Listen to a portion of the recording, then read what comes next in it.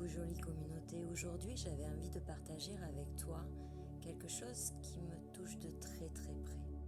Pour celles et ceux qui ont lu mon livre Le chemin de mon âme, j'y parle notamment que j'ai fait il y a 7 ans aujourd'hui de l'hypnose régressive pour aller travailler quelques vies passées. Depuis le mois de septembre 2019, intérieurement parlant, j'avais une forte envie de recommencer cette expérience-là car je sentais que beaucoup de choses en moi avaient changé et ma foi, je sentais quelques blocages intérieurs sans pouvoir vraiment les exprimer. Ne sachant pas trop vers qui me tourner, j'ai fait confiance en la vie et en ce début d'année 2020, j'ai connu par le biais d'une de mes contacts Fatima Bouziane. Fatima propose des séances d'hypnose régressive spirituelle. Je suis allée sur son site, j'ai bu le moindre de ses mots et vraiment ça m'a fait vraiment très très envie. Je savais que c'était ce qu'il me fallait, mais à ce moment-là, je n'avais pas les moyens financiers de m'offrir ce petit cadeau. Et il y a une semaine de ça, comme tombé du ciel, je reçois un petit mot de Fatima me demanda si j'étais disponible aujourd'hui, mercredi 6 mai, dans la matinée. Je lui réponds oui, naturellement, mais pourquoi ? Et elle m'a offert une séance d'hypnose régressive spirituelle. Cela m'a profondément touchée d'ailleurs.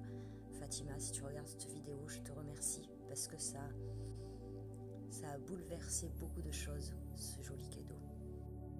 Et aujourd'hui, de 10h à 13h à peu près, j'ai été en hypnose régressive. 3 heures, ça peut paraître long et en même temps, c'est passé tellement vite. J'en reviens encore pas de tout ce qui a pu se passer. Je vais essayer de vous expliquer le plus simplement possible ce que j'ai vécu à travers cette hypnose régressive spirituelle. Comment se passe une séance d'hypnose régressive spirituelle ? Bien d'abord, on a pendant 7 jours 2 audios à écouter.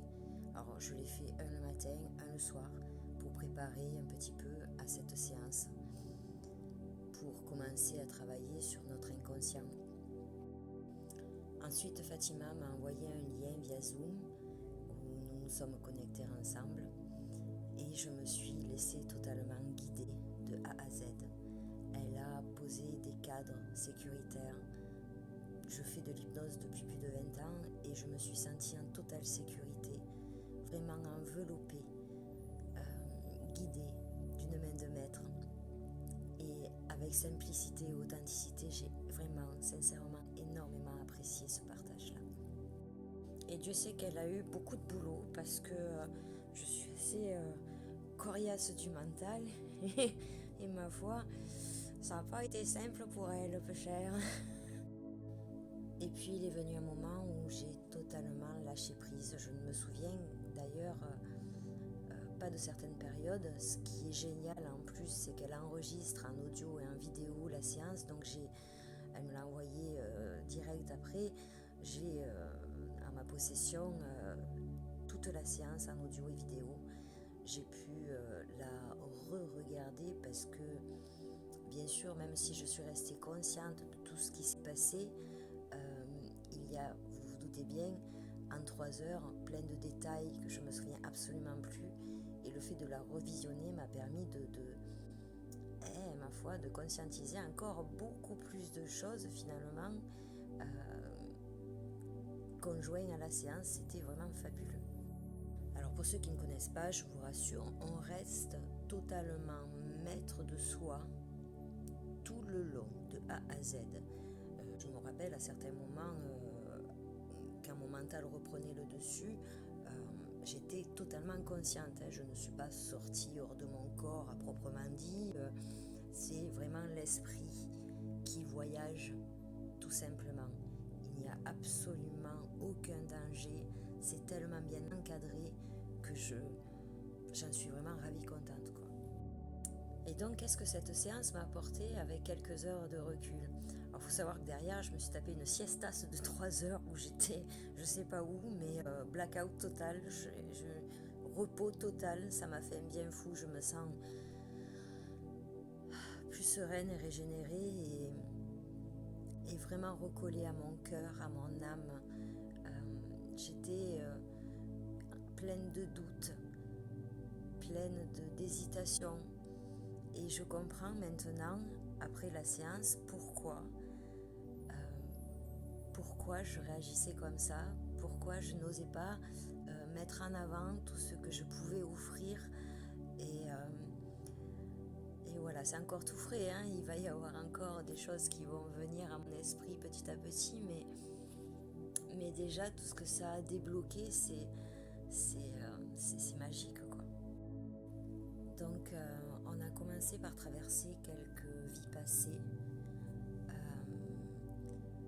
Je me suis revue dans des corps différents, à des âges différents, à des lieux et des époques différentes, et toujours avec, comment je pourrais dire ça, toujours dans ce rôle de gardienne,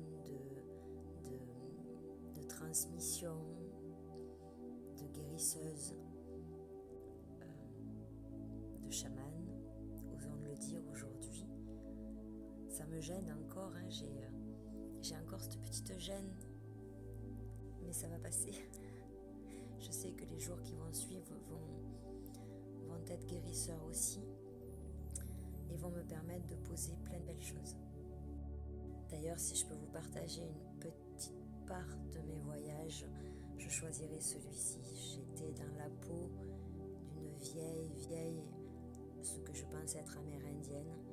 J'avais une peau de coyote, je pense, avec le crâne sur la tête. D'ailleurs, pendant le voyage, je prends conscience que je me dis, mais je l'ai dit à Fatima d'ailleurs, je dis, mais mon Dieu, comment on peut dire aimer les animaux et avoir cette espèce de peau de cadavre dessus. Donc j'étais en incohérence, je ne comprenais pas avec les images que je voyais.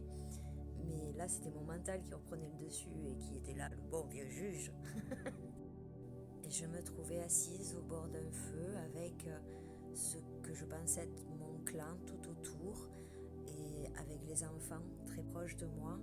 Et je me vois leur raconter des histoires, leur expliquer la vie avec des histoires, avec des métaphores, avec des mots qu'ils comprennent. Et après, je me revois assise, adossée à un arbre, avec plein d'objets autour de moi et des galets peints à l'effigie de chaque membre de ma tribu.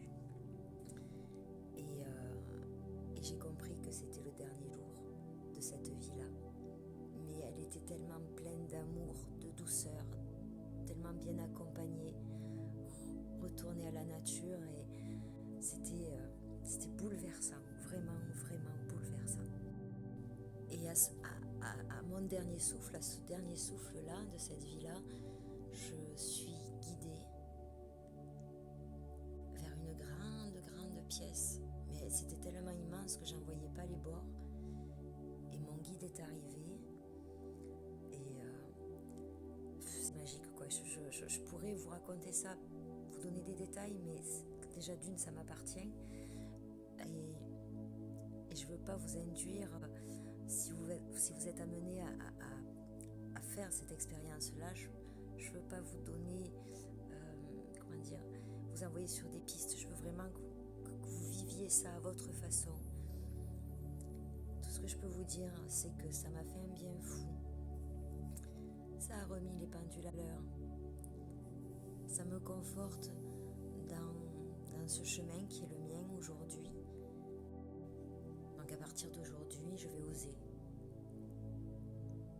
Oser être moi à 100%, même si vous me connaissez authentique, même si vous savez que je partage aussi bien les bons moments que les moments down, eh bien, ça va être encore plus puissant, ça va être encore plus profond, et je vais vous emmener voyager de plus en plus souvent.